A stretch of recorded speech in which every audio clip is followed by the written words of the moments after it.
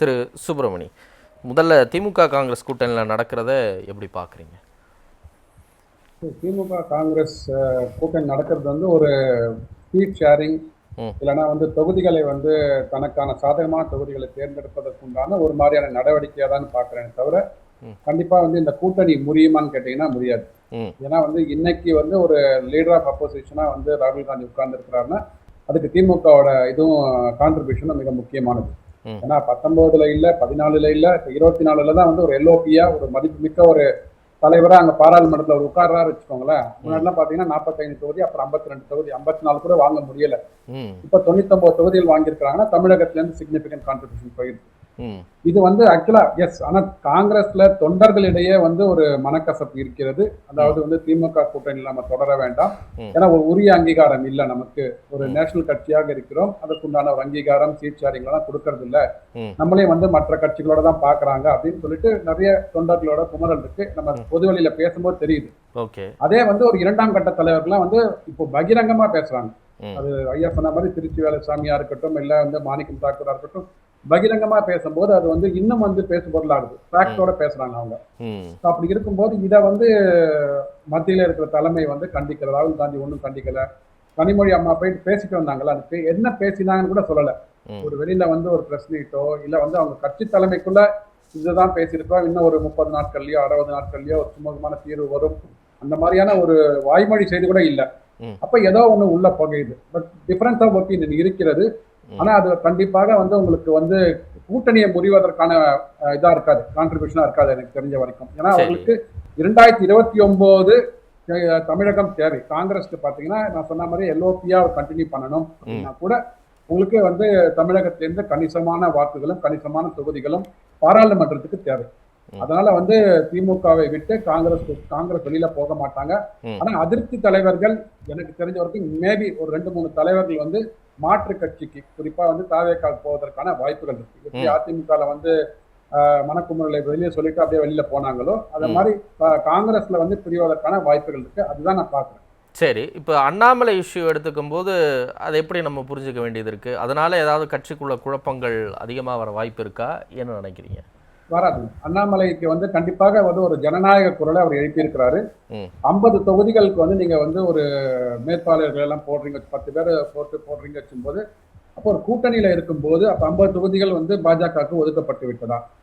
வந்து ஒரு பாஜக நீங்க அந்த பார்வையாளரை 6 தொகுதிக்கு போடுறாங்க, 5 தொகுதிக்கு ஒருத்தர போடுறாங்க, 4 தொகுதிக்கு போடும்போது அப்போ இந்த தொகுதிகள்லாம் வந்து கூட்டணியில வந்து உறுதி செய்யப்பட்டு விட்டதான்னு ஒரு தகவலை வந்து எல்லாரும் கேட்கறாங்க. அப்படி இருக்கும்போது நீங்க வந்து அந்த தொகுதிகள் உறுதியாயிடுச்சு அப்படின்னா அதற்கு என்னென்ன மாற்று கட்சிகள் என்ன வந்து வேலை பார்க்க போறாங்க, அதிமுக எத்தனை ஷீட் ஷேர் கொடுக்க போறாங்க, பாமக எத்தனை ஷீட் ஷேர் கொடுக்க போறாங்க, அந்த மாதிரியான எந்த விதமான உறுதியான ஒரு செய்திகளுமே வெளியில வரல. இல்ல, தொகுதி பொறுப்பாளர்னா கட்சிக்கு மட்டும்தான் வேலை செய்யணுமா என்ன? ஒரு கூட்டணியா நிக்கிறீங்க, கூட்டணியா வேலை பார்க்கலாம்ல. குறிப்பா அதாவது அப்படி இல்லைங்க, குறிப்பா என்ன பண்ணுவாங்க அப்படின்னா முதல்ல உங்களை மேற்பார்வையில போட்டீங்கன்னா நீங்க ப்ராபபிலிட்டி அந்த கட்சி தொகுதி அந்த கட்சிக்கு தான் அந்த தொகுதி வந்து இது பண்ணுவாங்கன்னு சொல்லுவாங்க, ப்ராபபிலிட்டி ஜாஸ்தியா இருக்கும். அப்படி இருக்கும்போது நீங்க வந்து ஒரு அதிருப்திக்கான குரல் வந்து வெளியில வர ஆரம்பிக்கும். இன்னொன்னு வந்து இது வந்து எல்லாத்தையும் பேசி போட்டிருக்கணும். அவர் என்ன சொல்றாருன்னா வந்து கோயம்புத்தூர் பக்கத்துல ஒரு தொகுதியை போடுறாங்க, இங்க சென்னை பக்கத்துல ஒரு தொகுதியை போடுறாங்க, இப்ப அவர் என்ன தொகுதியில நிக்க போறாரா அதெல்லாம் உறுதிப்பாடே இல்லை. இன்னும் இருக்கும்போது கலந்தாலோசித்து போட்டிருக்கலாமேன்னு ஒரு மனக்குமுறல். அண்ணாமலையை ஓரங்கட்ட முயற்சி நடந்துகிட்டு இருக்கு. ஓரங்கட்ட கிடையாது, 6 தொகுதிகள் கொடுத்தது வந்து அவருக்கு தான் அதிகப்படியான தொகுதிகள் கொடுத்திருக்காங்க. அப்ப ஓரங்கட்டினா இந்த ஒரு தொகுதியா 2 தொகுதியா கொடுத்திருக்கலாம். அண்ணாமலையின் குரல் வந்து அங்க 6 தொகுதி கொடுக்கறதே ஓரங்கட்டுறதாங்க. அப்புறம் ஒரு தொகுதி 2 தொகுதி தான் ஓரங்கட்டுறதுன்னு எடுத்துக்க முடியுமா என்ன? அதுவும் எங்க பத்மநாபபுரமோ வலசரவாக்கமோ கோயம்புத்தூர், இங்க 4 திசையிலையும் போட்டா அது பேர் என்ன? இல்ல 6 தொகுதிக்கு எவ்வளவு பேர் கொடுத்திருக்காங்க? அந்த 50 தொகுதிகள் போட்டா 6 தொகுதி கொடுத்ததே ஒரு மிகப்பெரிய அங்கீகாரம். கரெக்டா? கண்டிப்பாக கண்டிப்பாக கண்டிப்பாக 6 தொகுதி கொடுத்தது வந்து அங்கீகாரம் தான். ஆனா ஒரு மாநில தலைவரா இருந்தவருக்கு கட்சியை வளர்த்தேன் அப்படின்னு அவருக்கான ஒரு முகம் இருக்கிறவருக்கு 6 தொகுதி கொடுத்தது அங்கீகாரம் இல்லங்க. அதுதான் என்ன அப்படின்னா அந்த என்டிஏவை வந்து கட்டமைப்பதில் அவர் வந்து பெரிய பெரும் பங்கு வகித்தார் இல்லைங்களா. டிடிவி தினகரன் உள்ள கொண்டு வந்திருக்கிறாரு ரைட்டுங்களா. பாமக அன்புமணியை வந்து அப்படியே கண்டினியூ பண்ணிருக்காங்க. ஓகே, இன்னும் வந்து ஏன் வந்து என்டிஏவை இன்னும் மற்ற தலைவர்களை வந்து உள்ள சேர்க்கல? என்ன அப்படியே மாத்தி சொல்றீங்க? என்டிஏ கூட்டணி அமைவதற்கு அவர் தான் ஏற்கனவே 2024 அவர் தான் கூட்டணியை உடைச்சு வெளியே போய் தனியா ஒரு அணியை கட்டினாரு. அவர் பேச்சு தான் எடுபடலை, நம்ம அதிமுக இணையணும்னு சொல்லி அவரை தலைவர் பதவியிலேருந்து வெளியேற்றி நயினா நாகேந்திரனை கொண்டு வந்து இந்த கூட்டணி அமைச்சிருக்கிறாங்க அப்படின்னு சொல்றாங்க. நீங்க அப்படியே உல்டாவா சொல்றீங்களே. இந்த அணி ஃபார்ம் ஆனதுக்கு அப்புறம் முரண்பட்ட தலைவர் உள்ள கொண்டு வந்தால டிடிவி தினகரன் உள்ள கொண்டு வந்ததுக்கு யார் காரணம்? யார்? அண்ணாமலை காரணமா? கண்டிப்பா எனக்கு தெரிஞ்ச அண்ணாமலை தான் என்ன?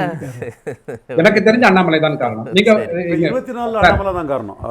20 இப்ப டிடிவி தினகரன் உள்ள கொண்டு வந்ததுக்கு யார் காரணம்னு சொல்றாரு அவரு. எனக்கு பொறுத்த வரைக்கும் அண்ணாமலை தான். சரி, அன்புமணி உள்ள வந்ததுக்கு அண்ணாமலை காரணமா? கண்டினியூ பண்ணிட்டு இருக்காங்க. 2024 என்டிஏ கூட்டணி அப்படியே கண்டினியூ ஆகிட்டு இருக்குல்ல உங்களுக்கு.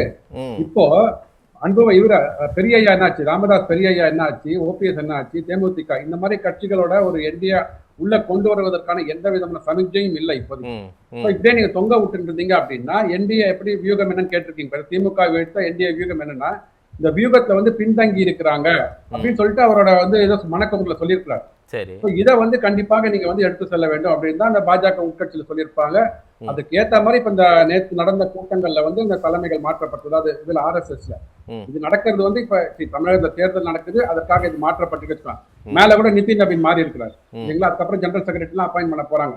தமிழகத்துல தேர்தல் நடக்குது. ஸோ இந்த மாதிரி ஆர்எஸ்எஸ் கட்டமைப்புகளை வந்து பாஜக கட்டமைப்பு மேல வந்து தலைவர்கள் மாறுவது வந்து ஒரு இன்சிடென்டெல்லாம் பார்க்க முடியுமே தவிர இதற்காக தமிழகத்துல வந்து ஒரு என்டிஏ வந்து பெருசா வலிமைப்படுத்தணும் அதற்காக கேசவ விநாயகத்தை வெளில எடுத்தாங்க அப்படின்னு பார்க்க மாட்டேன். ஏன்னா அதிருப்தி அவர் மேல இருந்தது, 1-2 வருடங்களாக அதிருப்தி இருக்குது. அதற்கு வந்து கரெக்டான இந்த ஒரு இன்னும் வருகின்ற 2026 இன்னும் வந்து ஒரு வேகம் எடுக்க வேண்டும்னா ஒரு சிங்க்ரனைஸ்ட் ஒரு லிவரேஜ் இருக்கிற ஒரு தலைவர்களை வந்து அமைக்க வேண்டும். அதற்கான ஒரு முடிவாக இருக்குமே தவிர பெரிதாக வந்து கேசவ விநாயகத்தை வந்து இங்க நவுத்திட்டா நமக்கு வந்து பெருசா இது பண்ணுவாங்கன்றதுலாம் கிடையாது. பட் அண்ணாமலையோட ஒரு முன்னவே சொன்ன மாதிரி பார்த்தீங்கன்னா மோடியை வந்து ஒரு தனிநபராக இது பண்ணி பிராண்ட் அம்பாசிடரா இம்ப்ரூவ் பண்ணி அதற்கான வெற்றி கிடைச்சிருக்கு அவங்களுக்கு. தமிழகத்துல வந்து தனிநபர் தலைவரை வைத்துதான் வந்து இங்க தேர்தல் அரசியல் வந்து நடந்து கொண்டிருக்கிறது. அதுல வந்து அண்ணாமலை என்ன சொல்றாருன்னா அதை நோக்கிதான் நம்ம போகணும். அண்ணாமலையாக இருக்கணும்னு அவசியம் கிடையாது. யார் வந்தாலும் அவர் வந்து அந்த கட்சி தலைமையில வந்து நல்ல ஒரு எதிர்கட்சி அரசியலை எடுத்துக்கொண்டு செல்ல வேண்டும். அதுல வந்து பின்தங்கி இருக்கிறதுனால தான் அவரோட பேச்சு. ஏன்னா இவ்வளவு வரைக்கும் ஒரு 3 வருடங்கள் அவர் கட்டி வந்த ஒரு கட்டமைப்பை வந்து டக்குன்னு வந்து ஒரு ஸ்லோவா இருக்குது இல்லையா, அனைவராலும் உணரப்படுகிறது. அப்படியா வந்து ஏன் ஸ்லோவா இருக்கு? நயினா நாகேந்திரன் பெர்ஃபார்மன்ஸ் சரியில்லைன்னு சொல்ல வர்றீங்களா? அந்த அளவுக்கு வந்து வீரியமாக அது திமுக கூட்டணியை வந்து விமர்சிக்கவில்லை. வலைதளத்தை எடுத்து பார்த்துக்கோங்க. நாளுக்கு நாள் திமுக கூட்டணி கட்சியில வந்து எந்தெந்த இதுல இருந்து ஊழல்ல வந்து எந்தெந்த துறைகளை ஊழல் இருக்கு, எவ்வளவு அடுக்கடுக்கா எடுத்து போட்டிருக்காங்க. அந்த மாதிரி வந்து ஒவ்வொருத்தரோட ஸ்டைல் வேற. அதான் நயினா நாகேந்திரன் வந்து அவரோட ஸ்டைல் வந்து சித்தா ஒரு பாசிவா போற மாதிரி இருக்கு, இவர் அக்ரெசிவா எடுக்கிறார். என்ன சொல்றாருன்னா ஒரு 3 ஆண்டுகள் போட்ட உழைப்பு வந்து கொஞ்சம் வந்து தொய்வா இருக்கிறது. எடுத்துன்னு போனாதான் 2020 மொமெண்டத்தை வந்து மெயின்டைன் பண்ணாதான் ஒரு நல்ல ஒரு நம்ம ஆளுங்கட்சிக்கு வர முடியும்ன்றது வந்து அவரோட பார்வை. அதாவது திமுக கூட்டணி அதிருப்தி இருந்தாலும் அதுல இதனால வரைக்கும் வெளியில வராம வந்து பார்த்து கொண்டிருந்தாங்க. இப்ப தேர்தல் வரும்போது எல்லாம் வெளில வருது. கொஞ்சம் கொஞ்சமா வந்து இப்ப காங்கிரஸ்ல வந்து 2ஆம் கட்டத்துல பேச ஆரம்பிச்சாங்க. விடுதலை கட்சி தலைவர் திரும்பவும் பேசியிருக்கிறாரு. அதாவது எங்களுக்கு கட்சி கூட்டம் கூட நடத்த முடியலங்க, மேல இருந்து அழுத்தம் வருது, காவல்துறை வந்து எங்களுக்கு அனுமதி கொடுக்க மாட்டான்னு ஏதோ 1-2 சந்தர்ப்பத்தை பேசினாரே தவிர மற்றபடி பெரிதாக அதிருப்தி வரல. கம்யூனிஸ்ட் பார்ட்டியும் வந்து எங்களுக்கு அதிகமான சீட் கேட்க போறான்றாங்க. ஒரு மீட்டிங்ல சொல்றாங்க தவிர அது தொடர்ந்து ஒரு பேசு பொருளா இல்லை. பட் காங்கிரஸ்ல இன்னைக்கு பேசு பொருளா வந்திருக்குது. காரணம் என்னன்னா அவர்களுக்கு அதிருப்தி இருக்கு. நான் சொன்ன மாதிரி தொண்டர்கள் மத்தியில் அதிருப்தி இருக்கு. அதை வைத்துக் கொண்டு நம்ம எப்படி சீட்டை வந்து இன்க்ரீஸ் பண்றது. ஆனா இது வந்து காங்கிரஸ் ரொம்ப வந்து ப்ரெஷர் பண்ணினாங்கன்னா அதில் நஷ்டம் அடைய போவது காங்கிரஸ். அதான் என்டிஏ கூட்டணியில வந்தீங்கன்னா அங்க வந்து கண்டிப்பாக வந்து அனைவரும் வந்து அவங்கவுங்க தொகுதியை வந்து உரிய ஷேரை கேட்கறதுல வந்து எல்லாரும் வச்சிருக்காங்க. அதை வந்து அங்க குழப்பம் வராதா?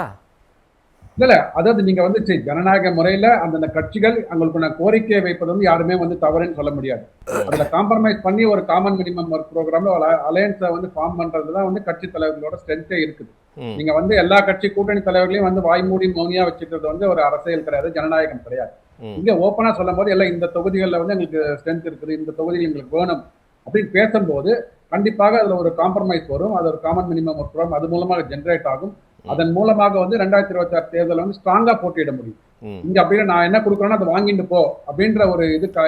ஏற்கனவே பியூஷ் கோயல் ஒரு முறை வந்து எடப்பாடி பழனிசாமி சந்திச்சப்போ ஒரு பட்டியல் கொடுக்கப்பட்டதாகவும் அதற்கு பின்னர் அதிகாரப்பூர்வமற்ற ஒரு எண்ணிக்கை உலாவிக்கிட்டே இருந்தது. பிஜேபிக்கு வந்து ஒரு 23 சீட்டு இல்லை 25 சீட்டு அப்படின்னு சொல்லிட்டு அப்பயே பல விஷயங்கள் வந்தது. அதிகாரப்பூர்வம் இல்லை. பியூஷ் கோயல் வந்து கடும் அதிருப்தியில இருந்தாரு. அவர் வந்து ஒரு 50 சீட்டு பட்டியலோட இருந்தாரு, ஆனா இவர் 25 தான் கொடுத்தாரு அப்படிங்கிற மாதிரி. இப்போ அந்த மாதிரியான ஒரு விஷயம் உங்க இதுல வரவே வராதுன்னு நினைக்கிறீங்களா? கண்டிப்பா வரும் சார். நீங்க 50 கேட்டாதான் சார் 35 கொடுப்பாங்க. நீங்க எனக்கு கொடுத்தது 20 போருங்கன்னு சொன்னாங்கன்னா அவங்க 15 தான் கொடுப்பாங்க. ரைட்டுங்களா? அதனால பாத்தீங்கன்னா எனிவேர் பிட்வீன் 30 to 35 வந்து பிஜேபிக்கு கிடைக்கும்ன்றது என்னோட ஒரு இந்த காலகட்டத்தில் நான் பார்த்து அந்த டேட்டா அனாலிட்டிக்ஸ் பார்த்ததுனால எனக்கு 30ல இருந்து 35 பிஜேபிக்கு கிடைக்கும். சேரப்போகிற தலைவர்கள் கட்சி தலைவர் அவருக்கு வந்து சீட் ஷேர் கொடுக்கணும். இப்போ வந்து அடுத்து தினகரன் வந்திருக்கிறாரு, அவருக்கு வந்து அட்லீஸ்ட் ஒரு 8ல இருந்து 10 தொகுதியில் கொடுப்பாங்க. அப்படி இருக்கும்போது அதிமுக சீட் ஷேரும் குறைய ஆரம்பிக்கும். அவங்க வந்து அதை 130 கீழே போகாம பார்த்துக்கணும். அதற்கேற்ற உள்ள வருகின்ற கூட்டணி கட்சிகளையும் வந்து அவர்கள் வந்து 130 நின்னா எப்படி நீங்க மெஜாரிட்டி 118 ஜெயிக்க முடியும்? 130க்கு மேலன்னு சொல்றேன் நான். 130க்கு மேல குறைஞ்சபட்சம் 130க்கு மேல அவங்க வந்து ரிசர்வ் பண்ணி வச்சுக்கணும் இல்லைங்களா? இப்ப பாமக கொடுக்கணும், தேமுதிக வருவாங்க இங்க, அப்புறம் ராமதாஸ் என்ன பண்ண போறான்னு தெரியல. அவர்களுக்காக அந்த சீட்டை ரிசர்வ் பண்ணிட்டு தான் வந்து இப்ப பாஜக வந்து அவங்க பேச முடியும். அதனால 30ல இருந்து 35 சொன்னாதான் வந்து அது மற்ற கட்சிகளுக்கு ஒரு ஆப்ஷன் இருக்கும். அதுக்கப்புறம் வந்து அதிமுக தன்னுடைய ஸ்ட்ராங்கான போல்ட்ல நிக்க முடியும். அதனால பட் இத பேசுறதுக்கு ஒரு ஆப்ஷன் இங்க இருக்கு. அந்த ஆப்ஷன் வந்து திமுக கூட்டணி இல்லை. அதுதான் இவர்கள் இருவருக்கும் உண்டான வித்தியாசம். சரி, ஓகே. சுருக்கமா திமுக கூட்டணியில் ஸ்டேட்டஸ்கோ மேஜர் பார்ட்டிஸுக்கு, பவர்ஃபுல் பார்ட்டிஸுக்கு போயிடும். காங்கிரஸ், விசிகா போன்ற கட்சிகளுக்கு. இதை தாண்டி முஸ்லீம் லீக்கு, தென் இந்திய கம்யூனிஸ்ட், மார்க்சிஸ்ட் கம்யூனிஸ்ட், மதிமுக, வேல்முருகன் போன்றவங்களுக்கு முன்ன விட சீட்டை குறைக்கிறதுக்கான சாத்தியக்கூறுகள் தேமுதிக மற்ற 4 மக்கள் நீதி மையம் உள்ள வரல. தேமுதிக உள்ள வருது, அவங்களுக்கு அவங்களுக்கு சீட்டு கொடுக்கிறதுக்கு ஸ்ட்ரைக்கிங் ரேட் ஜாஸ்தி ஆகும், அணி பலமாகும் போது உங்க சீட்டை குறைச்சிக்கிங்கன்னு இந்த கட்சிகள்கிட்ட திமுக சொல்லி சம்மதம் வாங்கிறதுக்கான வாய்ப்புகள் இருக்குது. குறிப்பா முஸ்லீம் லீக் போன்ற கட்சிகள்கிட்ட அதை திமுக செயல்படுத்துறதுக்கான வாய்ப்புகள் இருக்கிறதா நான் கருதுறேன். பொறுத்திருந்து பார்ப்போம், காலம் நேரம் வருது இல்ல. மக்கள் நீதி மையத்துக்கு வந்து 12 சீட்டு கேட்டதா சொன்னாங்கல்ல. அவங்க வர சட்டமன்ற தேர்தலில் 2 சீட்டு, அடுத்தடுத்த சட்டமன்ற தேர்தலில் 2 சீட்டை வாங்கிக்கிறதா ஒரு தகவல். கட்சி வந்து திமுக கூட்டணியில வந்து அடகு வைத்து விட்டார். எனக்கு சட்டமன்றத்தில் மக்கள் நீதி மையம் யாரும் இல்ல, நான் டிஃபெண்ட் பண்ண முடியாது. சரி, பார்க்கலாம்.